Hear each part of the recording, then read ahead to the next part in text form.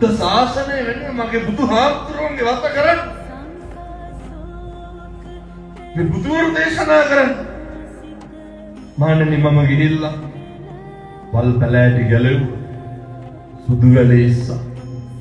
පැන් කෙට්ටියක් පූජා තවත් පූජා කරන්න දෙයක් තිබ්බ බැලුවේ නැහැ. කරේ තිබ්බ සල්ල පූජා කරා කොච්චරයි. පිරිනිවන් පාන අවුරුදු 2600ක් කිට්ටු වෙන්නත් එනකොට මොකක්ද මේ ලැබි?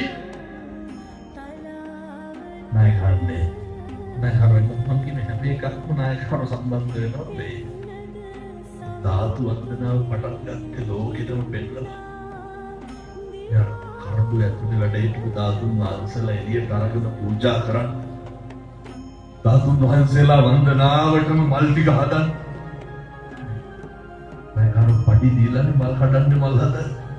කවුරු වෙනුවෙන්? බුදුහාමුදුරුවෝ වෙනුවෙන්.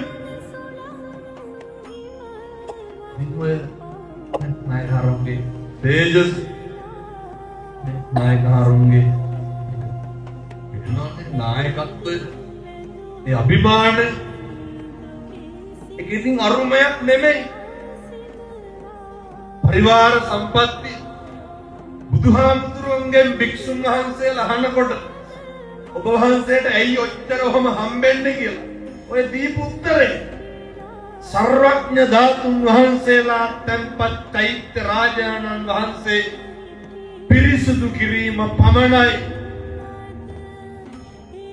මැජික් එකක් නෑ.